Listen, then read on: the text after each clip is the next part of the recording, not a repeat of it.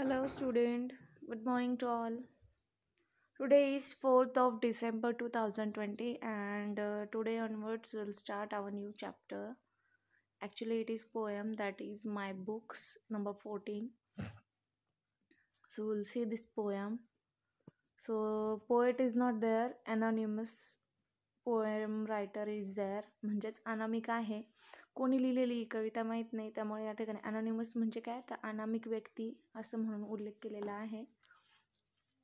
So see, I love my books, they are the homes of queens and fairies and knights and gnomes. मला माझी पुस्तकं खूप आवडतात कारण ते घर आहे कुणाचं, तर क्वीन म्हणजे कोण, राणी. फेरीज म्हणजे परी. अँड नाईट्स म्हणजे बुद्धिबळातला जो काही घोडा आहे तो. पुन्हा ग्नोम्स म्हणजे काय, तर बुटका ठेंगू म्हातारा, जे आपण हॅरी पॉटर वगैरे अशा मॅजिकल मूवीजमध्ये बघतो. Each time I read I make a call on some quaint person, large or small. Quaint म्हणजे काय, ओल्ड फॅशन किंवा अट्रॅक्टिव्ह अशी ज्या अनयुज्युअल व्यक्ती आहे, तर मग काय करतो तो व्यक्ती, तर त्या व्यक्तींशी जो काही वाचणारा आहे, म्हणजे ही पोएम वाचणारा जो व्यक्ती आहे, तो त्या व्यक्तींशी संभाषण करण्याचा प्रयत्न करतो. Each time I read I make a call on some quaint person, large or small. छोट्या मोठ्या व्यक्तींशी तो संभाषण करण्याचा प्रयत्न करतो रीडिंगमधनं.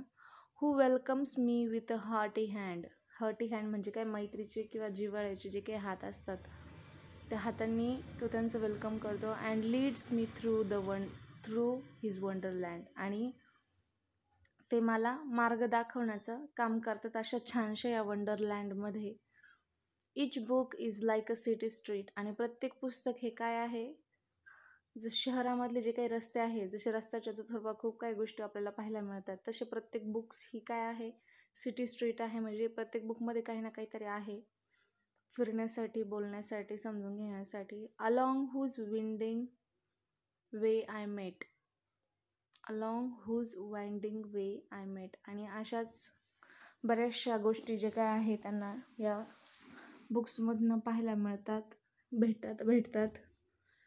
New friends and old who love and sing and take me off adventuring. आणि हे जे काही माझे नवीन मित्र आहे, जे मला भेटले आहे ह्या बुक्समधनं, ते काय करतात, ते हसतात, गातात आणि थरारक असं धाडसी असं कृत्य करून घेतात माझ्याकडनं, ज्यामुळे मला खूप आनंद होतो. So this is our poem.